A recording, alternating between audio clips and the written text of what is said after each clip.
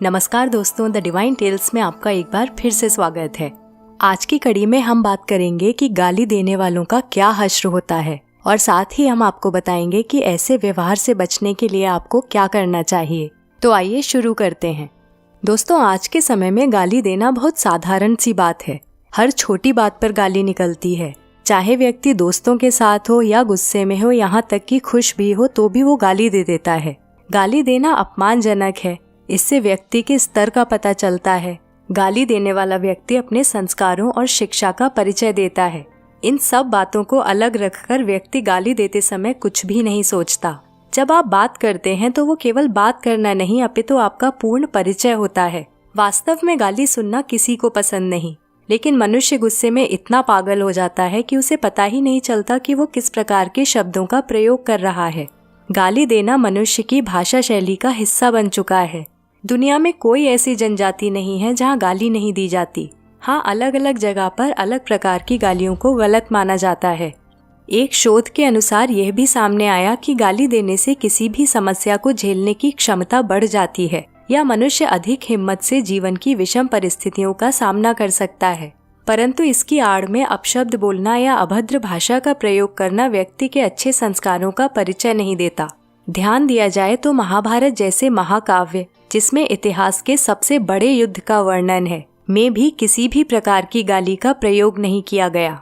इतना भीषण युद्ध, इतनी मार काट, भयंकर क्रोधाग्नि में जल रहे लोग भी एक दूसरे के लिए गालियों का प्रयोग नहीं करते थे। दरअसल गाली देना भी किसी को शारीरिक रूप से प्रताड़ित करने से कम नहीं, यह मौखिक हिंसा है। गालियों के जरिए आप दूसरे व्यक्ति पर अपनी जिह्वा से प्रहार करते हैं। दोस्तों, अब मैं आपको कुछ ऐसे तथ्य बताऊंगी जिनसे पता चलता है कि गाली देने का क्या परिणाम होता है। न केवल व्यक्ति की भाषा, अपितु उसका स्तर ही गिर जाता है और मनुष्य के अभद्र होने का पता चलता है। गाली देना व्यक्ति के संस्कारों की एक परिभाषा है, जिससे यह दोष न केवल उस तक सीमित होता है अपितु उसके माता पिता तक पहुंचता है। आप जिस व्यक्ति को गाली देते हैं वो जरूर आपको भी अपशब्द कहेगा, जिससे आपके संबंध तो खत्म होंगे ही, साथ में आपका मस्तिष्क ऐसी स्थिति में होगा कि आप उसके लिए और भी बुरा सोचेंगे।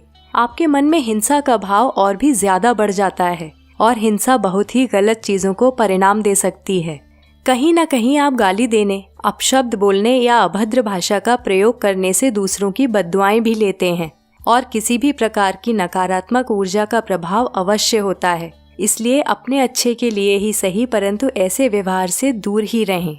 कलयुग में लोग नारी को भी गाली देने से नहीं चूकते, जबकि भारत में सदैव ही नारी को उच्च स्थान दिया गया है। आदिकाल से ही नारी पूजनीय रही है। महर्षि गर्ग ने कहा है कि जिस घर में नारी सुखी और प्रसन्न है, वहाँ लक्ष्मी जी का वास होता है और ऐसे घरों में देवी देवता भी निवास करते हैं। नारी को गाली देना अपने विनाश को निमंत्रण देने के समान है। नारी के प्रति किसी भी प्रकार का निरादर गंभीर अपराध को परिणाम देता है। गरुड़ पुराण में अनेक प्रकार के नरकों का वर्णन है, जिनमें से एक अप्रतिष्ठ नरक है। जो लोग ब्राह्मणों या धार्मिक व्यक्तियों को सताते या पीड़ा देते हैं, जिसमें गाली गलौज करना भी सम्मिलित है, ऐसे लोगों को यह नरक भोगना पड़ता है। अप्रतिष्ठ नरक मूत्र, पस और उल्टी से भरा हुआ है।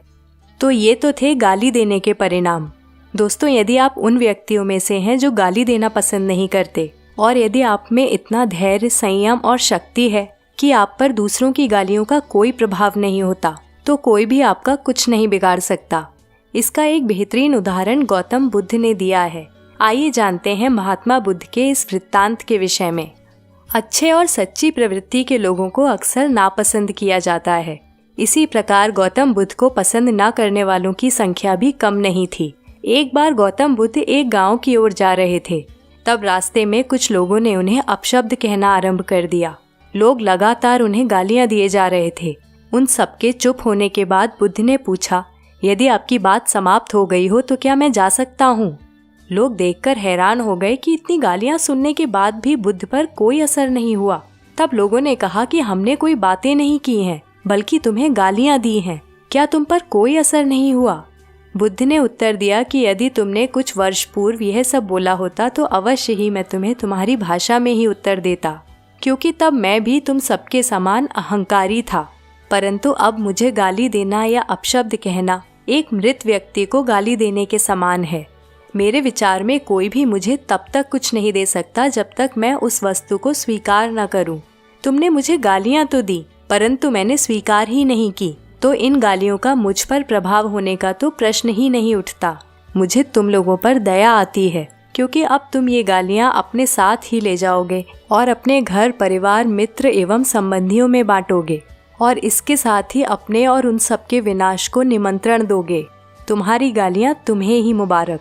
तो मित्रों, इस प्रसंग से गौतम बुद्ध ने बहुत ही तार्किक तथ्य दिया है और सभी को इस बात पर विचार करना चाहिए।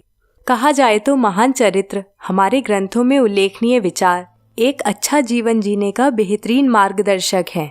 परंतु आज के समय में मॉडर्नाइजेशन के कारण लोग इन विचारों को या तो अनदेखा कर देते हैं या मानते ही नहीं हैं।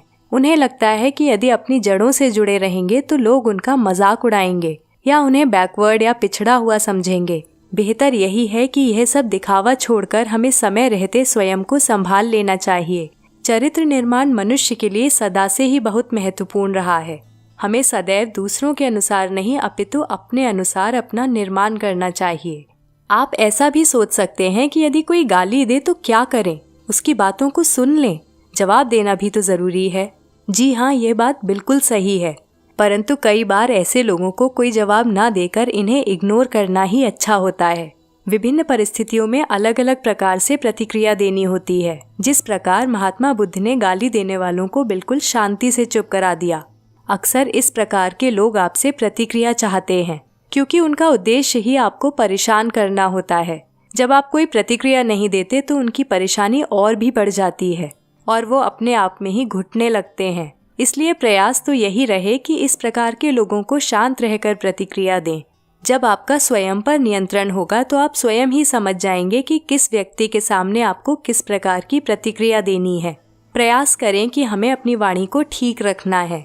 महान संत कबीर दास जी भी अपने एक दोहे में कहते हैं, ऐसी वाणी बोलिए मन का आपा खोए, औरन को शीतल करे आपहु शीतल होए।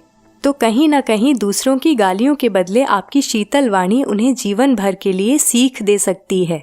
तो चलिए अपनी वाणी, अपनी भाषा और चरित्र का निर्माण करके वास्तव में मनुष्य बनते हैं। सम्मान के बदले ही सम्मान मिलता है। किसी का अपमान करके कोई कभी सम्मान नहीं प्राप्त कर सकता। और दर्शकों, यहाँ समाप्त करूंगी मैं आज की कड़ी। यदि आपको यह जानकारी पसंद आई हो तो इसे अधिक से अधिक शेयर करें और मनुष्यता की ओर एक कदम बढ़ाएं। नमस्कार।